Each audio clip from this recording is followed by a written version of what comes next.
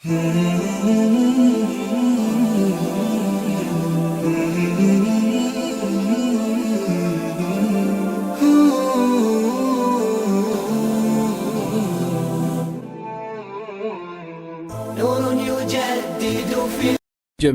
الدعوة نور، الدعوة للجميع. Bismillahirrahmanirrahim. Assalatu wassalam ala ashrafil salin wa ala alihi wa sahbihi ajma'in, amma ba'd. Assalamualaikum warahmatullahi wabarakatuh.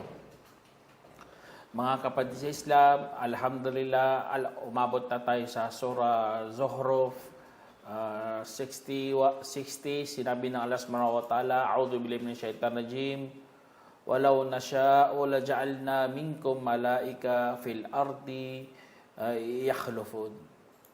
Sabi dito, at kung aming nanaisin ay talagang gawin namin ang mula sa inyo bilang mga anghel na hahalili sa kalupaan. Diyan sa sinabi ng Allah subhanahu wa ta'ala, mga kapatid, sa sobrang kufur o pagtatakwil ng mga hindi Muslim, umaangkin sila ng kanilang gusto. Gusto nila paggawain ang Allah subhanahu wa ta'ala ayon sa kanilang ninanais. Pwede naman yan. Pwede naman yan para kay Allah subhanahu wa ta'ala. Saglit lang yan. Kung gusto nila mensahero na mula sa mga anghel, ay napakadali yan kay Allah subhanahu wa ta'ala. Ngunit hindi yan gagawin ng Allah. Kasi nga, nagpadala na siya ng mga mensahero na mga tao. Kasi ang pagsubok ng Allah subhanahu wa ta'ala ay nangingibabaw talaga nangingibabaw para sa atin. Hindi kung anong nais mo, yun ang tutuparin ng Allah subhanahu wa ta'ala. Kasi nga, pasok po tayo sa pagsubok. Susubukan ka ng Allah kung maniwala ka o hindi. Kaya, ang mga umaangkin o kaya gusto nila paggawain kay Allah subhanahu wa ta'ala mga bagay-bagay, ay hindi po yan batayan. Ang batayan, kung anong sinabi ng Allah, kung ikaw ba susunod o kaya tatakwil o kaya susuway. Kaya kayang-kaya gawin ng Allah subhanahu wa ta'ala, gawin niyang mga anghel, ang mga mensahero, pero hindi niya po ginawa. Kasi nga, pagsubok nga yan sa atin. Kaya ganon ang pagkasabi dito, mga kapatid. Kaya sabi dito, kung ninanais namin. Kaya pagkasabi dito, kung. Alam naman natin kapag mayroong kung. Pero ay kayang gawin ng alayan pero hindi nga niya ginawa. Kaya katulad dito sa kwento dito, sabi dito, a'udhu billahi minash shaitanir rajim, wa innahu la'ilmun lis-sa'ati fala tamurunna biha fattabi'uni hada siratun mustaqim. At tapos sinabi dito, at tiyak na si Jesus ay sadyang kaalaman para sa oras. Kaya't huwag na kayong magdududa roon at sundin ninyo ako, ito ang matuwid na landasin. Kaya dito sa sinabi dito, mga kapatid, na si Jesus, kasi ang mga dito tumutukoy kay Jesus, kay Isa alayhis salam, na siya ay talagang kaalaman. Ibig sabihin dito, hindi po siya ang katulad ng iniisip ng mga Kristyan. Ang kaalaman dito ay tinatukoy dito na malapit na po ang oras. Kapag lumabas ang tanda ng oras, katulad dito kay Jesus, na siya ang elm, siya ang kaalaman, ibig sabihin tanda siya na kapag lumabas na si Kristo, tatayo na po ang araw ng isa sa mga major sign, malalaking mga tanda yan si Kristo para sa oras. Kaya kapag katulad dito sa atin, dumating si Kristo sa atin, noon pa dumating na si Kristo, yun, hudyat na po yan, na malapit na po ang araw ng paghukom. Lalo na si Prophet Muhammad sallam. Kaya sa hadith, ang araw ng paghuhukom at siya ay parang ganito. Inangat niya ang kanyang dalawang daliri. Kaya, ibig sabihin dito, napakalapit na po ang araw ng paghuhukom. Kaya, si Kristo ganun din po. Lalo na kapag lumabas si Kristo. Kanya kinatawag na pangalawang pagbabalik. Na napakalapit ng oras kasi mga major sign yan sila. Kaya, ganun po, sadyang kaalaman para sa oras. Malalaman mo na malalapit ng araw ng paghukom. Yun ang tinutukoy dito, sadyang kaalaman. Na malalaman mo na malapit na po ang oras. Kaya huwag na kayong magdududa roon. Alam naman natin yan, kahit mga Christian, alam nila meron kaming si Kristo. Mga Muslim, ganun din. Kaya bawal na bawal tayo magduda. Kasi nga parating nga si Kristo. Para hatulan tayo. Ibig sabihin hatulan tayo kasi magiging leader si Kristo. Siya magiging hukom. Hatulan niya mga tao. Hindi katulad sa mga sa Christian side na hatulan niya pati mga patay. Subhanallah. Sa atin, hatulan ni Kristo mga buhay lang. Hindi mga patay. Kasi patay, sa kabilang buhay na yun, sila hatulan ni Allah. Tayo, mga Muslim, hatulan kasi magiging leader nga si Kristo. Kaya sa mga ganon, huwag tayo magduda sa mga ganitong mga pangyayari, mga kapatid. At sundin ninyo ako. Ito ang matuwid na landasin. Allahu Akbar. Kaya inutusan din tayo ng Allah Subhanahu wa Ta'ala na sundin talaga ang mahal nating propeta Muhammad SAW. Kasi nga, ito po ang tuwid na landasin. Tinutukoy dito ang Islam. Matuwid na landasin.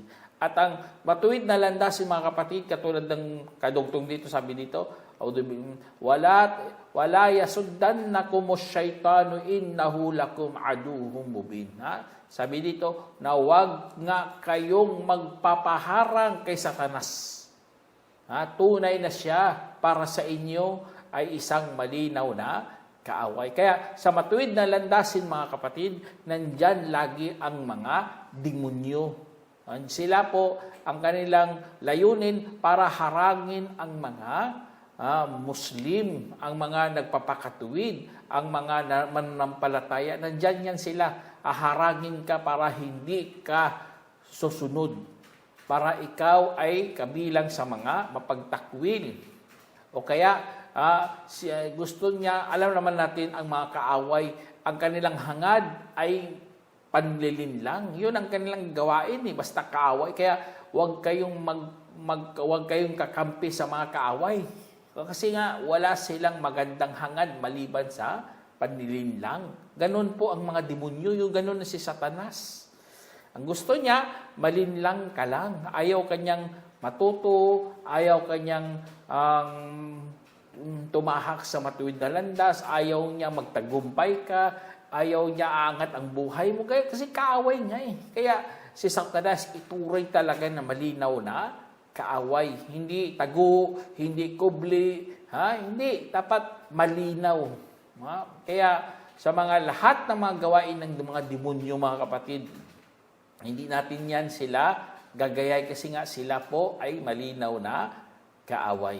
Kaya sabi ng Allah Subhanahu wa Ta'ala, kadugtong dito, walamma jaa Isa bil bayyinati qala qad ji'tukum bil hikmah walubayyina lakum ba'da alladhi takhtalifuna fi fattaqullaha wa atiun. Sinabi ng Allah Subhanahu wa Ta'ala, at nang dumating si Isa, alam naman natin si Isa alayhis salam, yan po ang pangalan na sa Arabic, si Isa alayhis salam, kapayapaan na pa sa kanya. Kaya si Isa, ang dumating siya na meron siyang mga patunay. Kasi nga propeta nga Hindi naman pwede dumating ka dito propeta ka o kaya sugo ka, wala kang mga patunay, bayinat. Dapat meron kang patunay. Yan po ang tunay na mga mensahero ng Diyos. Meron silang dalang mga bayinat. Ipapakita kasi nila yan eh. Ipapaliwanag nila yan eh. Kaya si Jesus, si Isa, meron siyang aklat na Injil. Injil para magiging patunay at meron siyang himala. Yun, mga bayhinat yun na hindi kayang tanggihan ng mga tao. At kanyang sinabi, talagang dumating ako sa inyo na may dalang karunungan. Tingnan nyo, meron pala siyang hikma, karunungan. At para lilinawin ko rin para sa inyo ang ilan na yaong inyong sinasalungatan doon. Kaya't katakutan ninyo si Allah at sundin ninyo ako. Kaya, diyan sa sinabi ng Allah, mga kapatid, yun, patunay talaga yun si Jesus. Dumating talaga dito para tanggalin ang kanilang pagdududa, tanggalin ang kanilang pag-aalinlangan, tanggalin lahat ng kanilang mga nagkakasalungatan sila. Tatanggalin ni Jesus. Ibig sabihin, para i-reset talaga sila. Para malinaw lahat. Ganun ang mga trabaho ng mga propeta. Hindi sila nagtuturo ng magkakasalungat ng mga tao katulad na ginagawa ng mga Christian ngayon. Nagtuturo sila ang Diyos Trinity. Nagtuturo sila ang Diyos maraming anak. Nagtuturo sila ang Diyos at hindi lang mag-isa. Subhanallah. Si Kristo dumating, hindi ganun ang kanyang tinuro. Nagtuturo talaga siya na iisa lamang ang Diyos. Hindi rin siya nagsabi na siya'y Diyos. Napakalinaw talaga yan. Kaya ganun si Kristo. Nagdala siya dito ng kanyang karunungan. Turo siya ng hikma, karunungan. At nagdala din siya ng mga patunay. At lahat ng mga kaya sa Islam, napakalinaw ng turo ni Kristo na hindi siya umangkin na siya'y Diyos.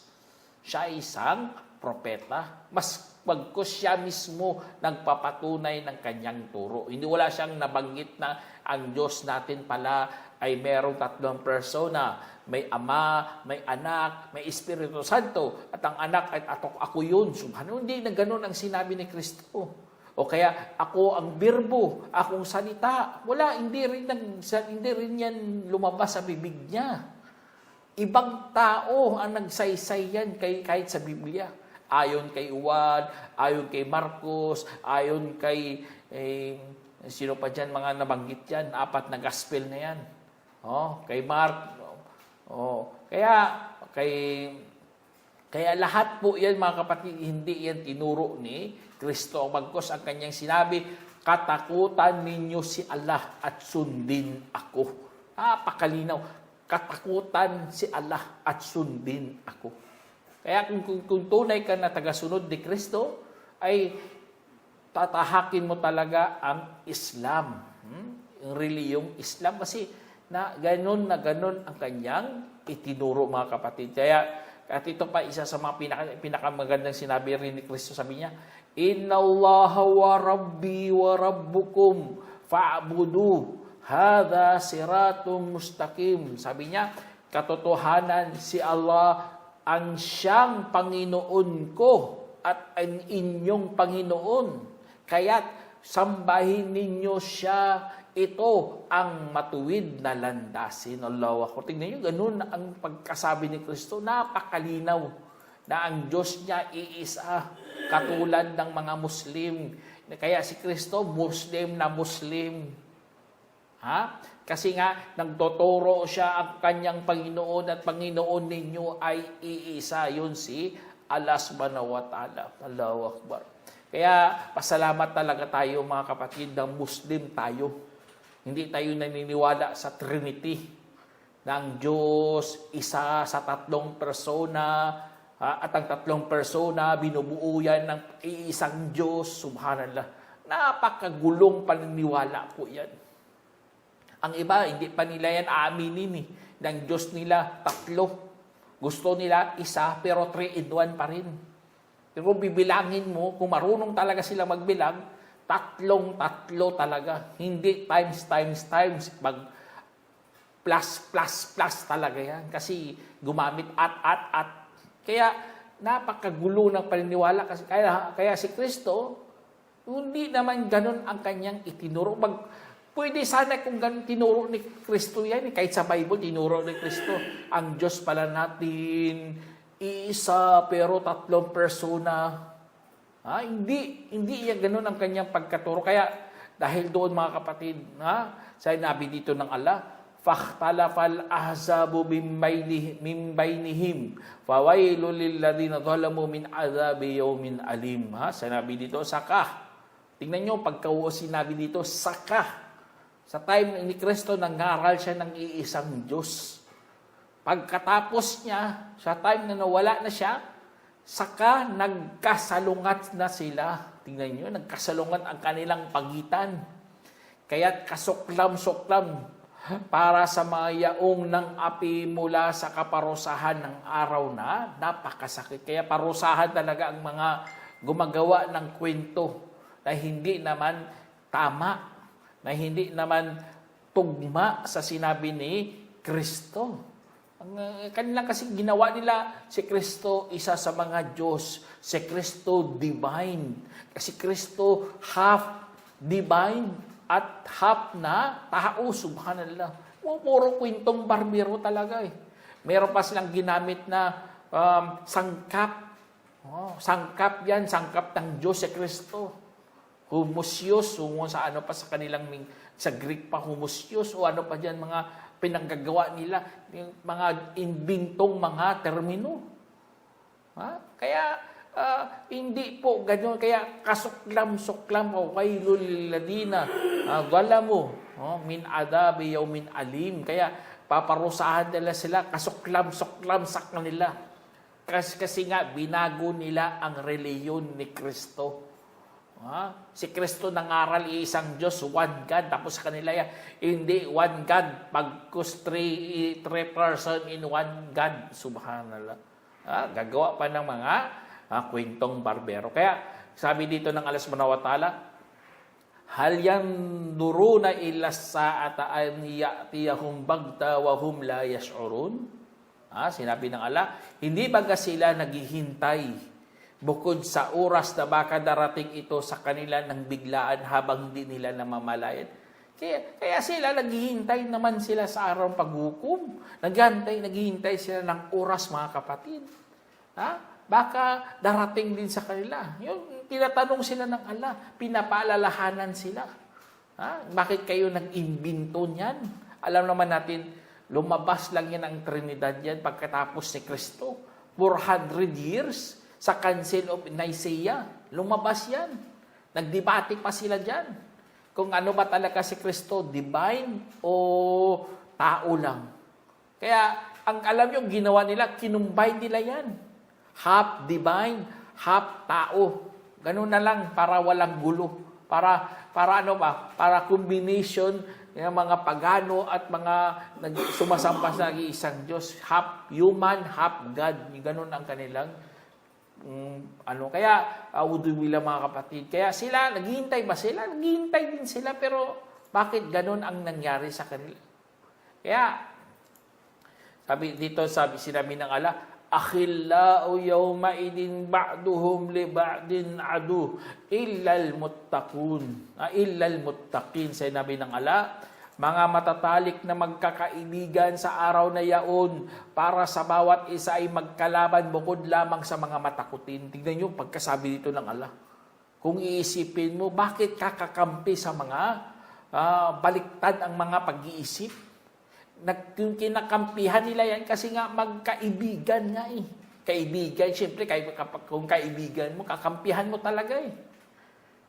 Pero sa araw ng paghukom, mga kapatid, sa araw paghukom, hindi mo na yan magiging patalik na kaibigan ng tao na yan. Magiging kalaban mo yan. Sisihin mo yan. Susumpain mo yan. Subhanallah, ganun ang magiging mga matatalik na magkakaibigan na naligaw sa bawat isa. Susumpay mga mga katulad na lang ng mga manginginom ng alak. Mga kumpare nila, pare, inom tayo, tagay tayo. Pero sa araw ng paghukom, susumpain nila yung bawat isa. Ang mga sumunod din sa mga kaligawan, susumpain din nila kanilang mga leader.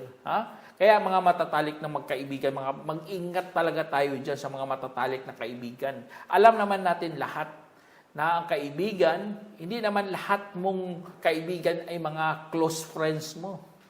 May mga mga piling mga tao talaga sino ang mga close friend mo.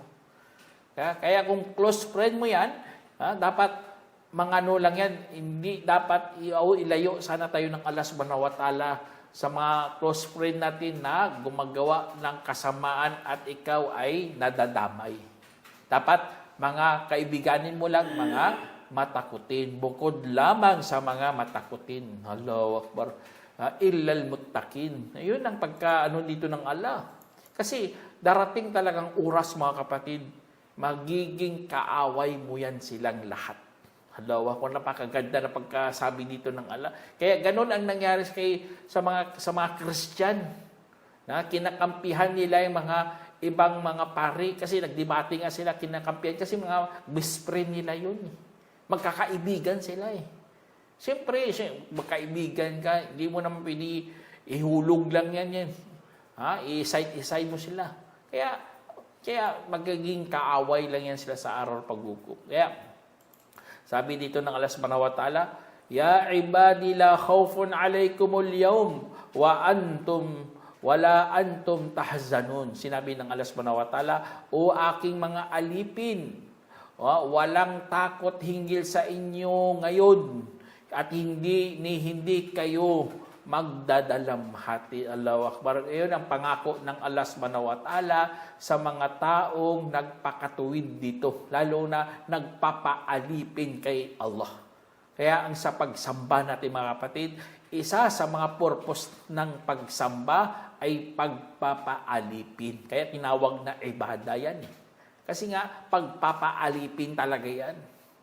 Kapag sumasamba kay Allah, nagpapaalipin ka kay Allah. Kaya kung ikaw kasali sa mga alipin ni Allah, ay pangako ng Allah, walang takot hinggil sa inyong ngayon at hindi kayo magdadalamhati. Ang takot po yun sa hinaharap. Kasi mayroong mga takot, legalig, para yan sa future. Huwag kang matakot sa future, sa iyong hinaharap. At hindi rin kayo magdadalamhati. At magdadalamhati para yan sa mga nakaraan. Allah, napakaganda, di ba? Napakaganda ng tafsir ng ating mga ulama dito. Ang takot para yan sa hinaharap. Ang pagdadalamhati para sa mga nakaraan. Kaya anong nangyari sa iyo naman sa mga nakaraan? Huwag kang magdalamhati. Kung anong sample, namatayan ka man, o nalugi ka man dahil sa pagka-Muslim mo, o iniwan ka man, o ano pa dyan mangyari, huwag kang magdadalamhati. Yun ang pangako ng Allah subhanahu wa ta'ala. Allahu Akbar. Kaya, sinabi ng Allah, sabi dito, Alladina amanu bi ayatina wa kanu muslimin, udkhulul jannata wa antum wa azwajukum tuhbarun. Sinabi ng Allah, yaog mga naniwala sa aming mga palatandaan at naging mga Muslim, magsipasik kayo sa paraiso, kayo at inyong mga asawa na nagagalak. Allah, tingnan, napakaganda mga kapatid. Kapag ikaw pala naniwala sa mga tanda ng Allah, at nagpasakop, ibig sabihin nagpasakop, sinasabuhay mo talaga ano ang utos ng Islam, kung anong ibinigay ng reliyon ng Allah.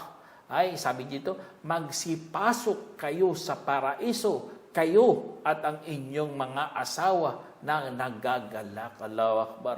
Kaya pasok na pasok tayo sa paraiso kung ikaw kasali sa mga Muslim, kasali ka sa mga naniniwala. Kaya magagalak ka talaga sa mga kagandahan na makikita mo sa paraiso. Ito pa sinabi ng Allah, yutafu alaihim bisihafin min dahab wa akwabin wa fiha ma tashtahil anfusu wa taladdul a'yunu wa antum fiha khalidun. Sinabi ng Allah, mag-iikot sa kanila ang mga bandihado mula sa ginto at mga kupa, at naroroon ang anumang ninanasahan ng mga sarili at kinalugdan ng mga mata, at kayo ay manatili roon magpakailanman. Allahu Akbar. Kaya napakaganda talagang buhay doon sa paraiso. Bandihado, ibig sabihin napakadaming mga pagkain doon. Iikot-ikot lang sa'yo. Aalukin ka. Parang bus na bus ang dating mo eh. Datong-dato talaga. Kasi ka, mga bendihado, sa'yo. Kita mo mga hari dati, nag-iikot sa kanilang mga pagkain, mga prito, mga fried chicken, mga karne, ano pa dyan, subhanallah, mula pa sa ginto. Kaya napakaganda, sosyal talaga dating mo dun. Gayon, yun ang regalo ng Allah subhanahu wa ta'ala. At mga kupa, ginto rin na mga kupa, mga cup. Alam ng kupa, ang baso kasi, meron siyang hawakan. Ang kupa, walang hawakan yan. Cup. Ganon ang kaibahan ng mga... kaya, yun ang kupa, mga kapatid, walang hawakan yan. Hindi katulad ng baso. Kaya naroroon ang anumang ninasahan ng mga sarili. Kahit anong nais mo, kapatid, ibibigay ng Allah. At kinalulugdan ng mga mata. Allahu Akbar.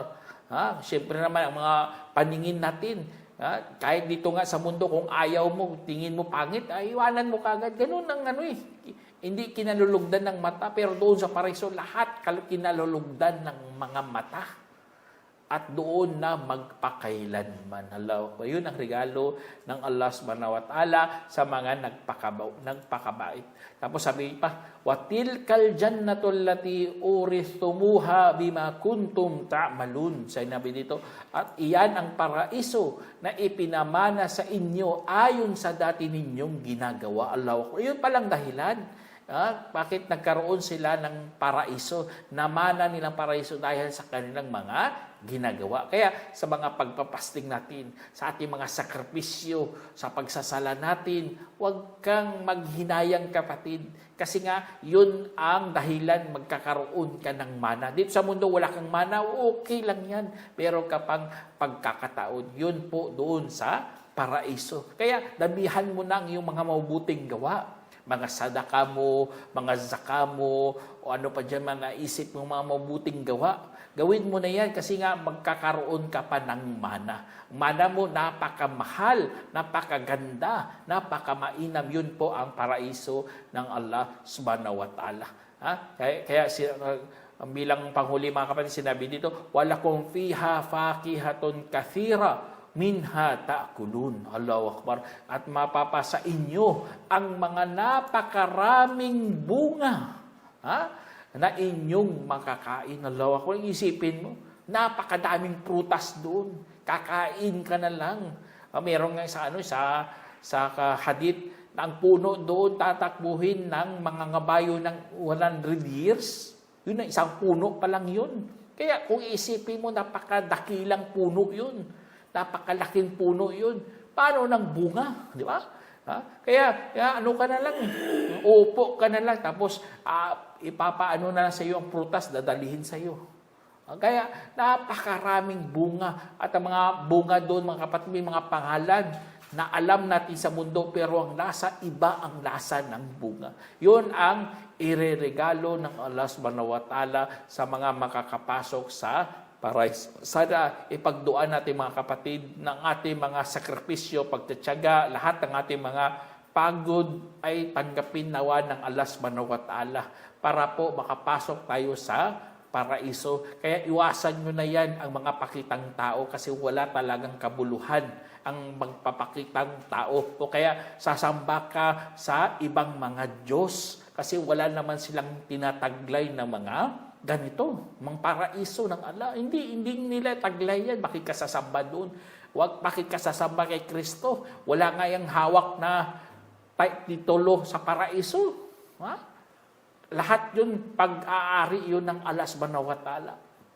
Kaya lang tayo magsamba para magkaroon po tayo ng gantimpala. Sana meron kayong napulutang aral mga kapatid. Hanggang dito na lang. Assalamualaikum warahmatullahi wabarakatuh. جمعية الدعوة نور، الدعوة للجميع.